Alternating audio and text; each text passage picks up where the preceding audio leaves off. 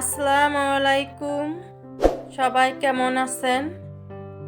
আজকে চলে আসছি নতুন চ্যানেলে নতুন আরেকটা ভিডিও নিয়ে। শুরু থেকে শেষ পর্যন্ত আমার সাথেই থাকবেন। আমি সব সময় বলে থাকি আমার আরেকটি চ্যানেল আছে, লং টাইম কাজ করে আসছি, কোনো সফলতা পাই নাই, এখন আর ওই চ্যানেলে ভিডিও দেই না।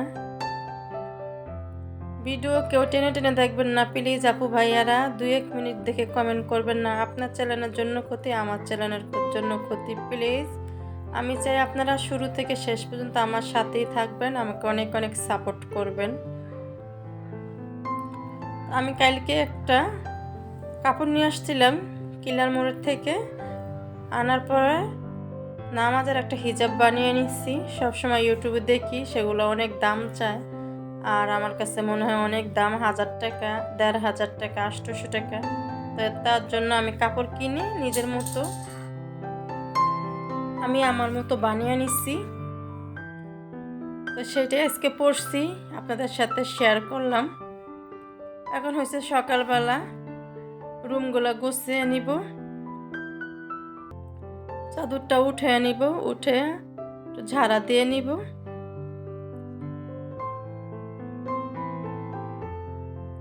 সাজিতে চলে গেছে স্কুলে, আর আনাপে ওই রুমে বসে টিভি দেখতেছে।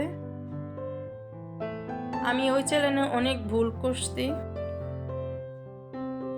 আমি অনেক আপুদের ভিডিও টেনে টেনে দেখতাম, তখন শুরুতে বুঝতাম না, অনেক ভুল করছি, ভুলের কোনো শেষ নাই।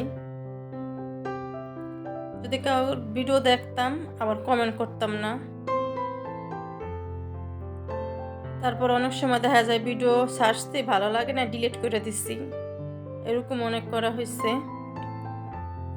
আমি বুঝতে পারছি যে আমার ভুলের কারণে চ্যানেলটা এখনো পিছনে পড়ে আছে, গ্রো করে নাই। আমার সাথে সবার মনিটাইজ অন হয়ে গেছে, আর আমার মনিটাইজ তো দূরের কথা, অনেক কষ্ট করে 1000 ফলোয়ার করছি, ওয়াচ টাইম কভার করতে পারতেছি না, কারণ অনেক ভুল টুটু হয়ে গেছে। প্রথম তো আর বুঝি নাই ইউটিউবে কীভাবে কাজ করতে হয়, আর ইউটিউব সম্পর্কে তো কোনো ধারণা ছিল না। তার জন্য এই জন্য আমি সব সময় প্রত্যেকটা ভিডিওতে বলি, আমার ভিডিও কেউ টেনে টেনে দেখবেন না, 2-1 মিনিট দেখে কমেন্ট করবেন না, তাতে আপনাদের জন্য ক্ষতি, আমার জন্য ক্ষতি।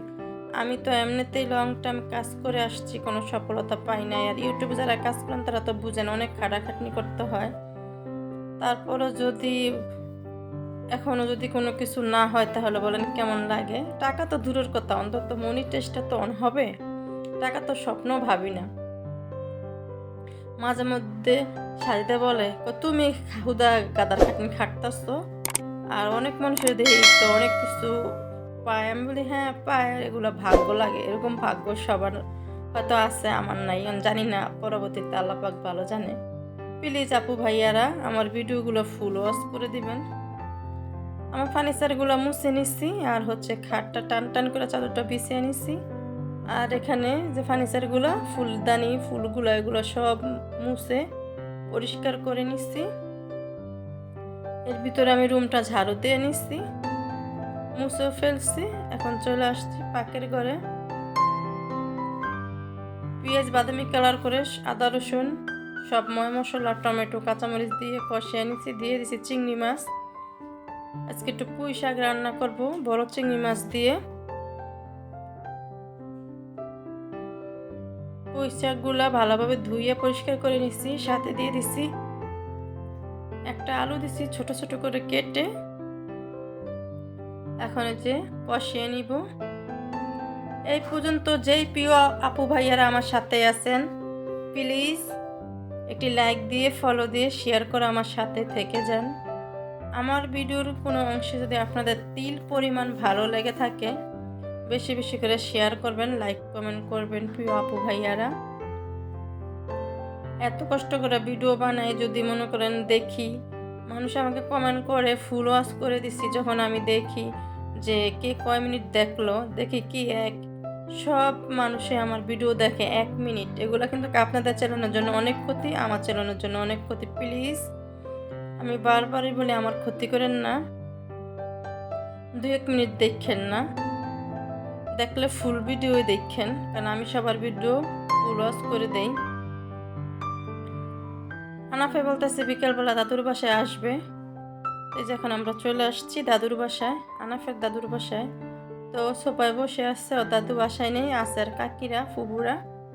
তখন আমি চলে যাব বলতেছি, হানাফ বলতেছে যাবে না।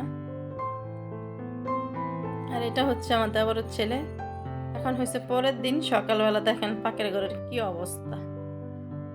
কালকে রাত্রের হাঁড়ি পাতিল সকালবেলা নাস্তা করা হয়েছে, সেগুলা দিয়ে বেসিং ভরে আছে হাঁড়ি পাতিল দিয়ে। এখন সবগুলো হাঁড়ি পাতিল ধুয়ে নিব। তো আমার ধোয়া হয়ে গেছে, প্লেটগুলো রেখে দিচ্ছি।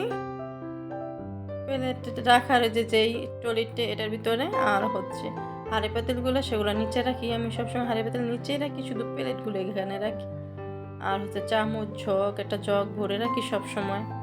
পানি যদি অনেক সময় দেখা যায় পানি থাকে না, সমস্যা তো হইতেই পারে, হওয়াটাই স্বাভাবিক। অনেক সময় দেখা যায় কারেন্ট থাকে না, আবার দেখা যায় পানি থাকে না, এরকম মাঝে মধ্যে হয়। এই জন্য সবসময় আমি একটা জগ ভরে রাখি, একটা বোতল ভরে রাখি।